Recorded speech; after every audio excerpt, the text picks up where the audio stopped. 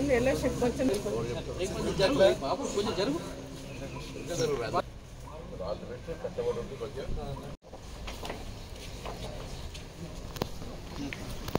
బాబాయ్ ఫోటో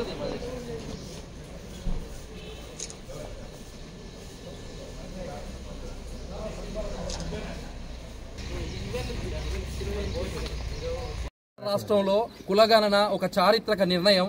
ఈరోజు తెలంగాణలో ఒక చారిత్రక ఘట్టం. ఈరోజు తెలంగాణ రాష్ట్రంలో జరుగుతున్న కులగణన దేశానికే ఆదర్శమని తెలియజేస్తా ఉన్నాను. అంతేకాకుండా ఈరోజు సమాజ అభివృద్ధి జరగాలంటే కులగణన కావాలి. కులగణన సమాజానికి భవిష్యత్తుకు ఒక దిక్సూచి అని తెలియజేస్తా ఉన్నాను. ఈరోజు తెలంగాణ రాష్ట్రంలో మన బడుగు బలహీన వర్గాల ఆశాజ్యోతి పొన్నం ప్రభాకర్ అన్న మరియు రేవంత్ రెడ్డి గారి ఆధ్వర్యంలో చరిత్రలో వాళ్ళకంటూ ఒక పేజీ ఉంటుందని తెలియజేస్తా ఉన్నాను. ఈరోజు అత్యంత ప్రతిష్టాత్మకంగా మనందరికీ తెలిసిందే 50 రోజులు కులగణన చేసిన విషయం మనందరికీ తెలిసిందే. 1,03,889 మంది అధికారులతోని అత్యంత ప్రతిష్టాత్మకంగా కులగణన చేసిన విషయం మనందరికీ తెలిసిందే. ముఖ్యంగా ఈరోజు 96.9% ప్రజలు కూడా పాల్గొన్నారు.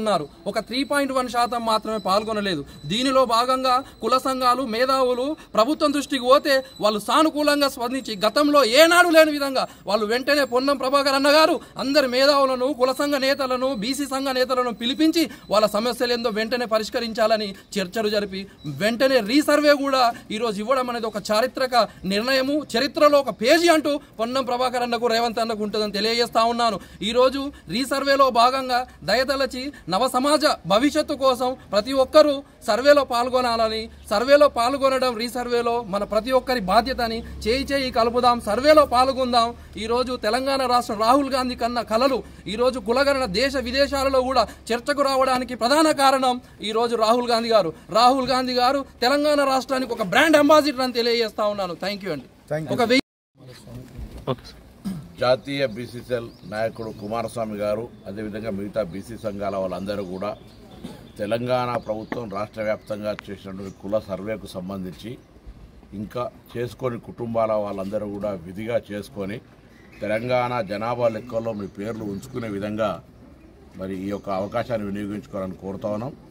28వ తారీఖు వరకు చివరి తేదీ. ప్రభుత్వం 12 రోజుల అవకాశం ఇచ్చింది. నేను బీసీ సంఘాలందరినీ కూడా కోరుతా ఉన్నా, మేధావులను కోరుతా ఉన్నా.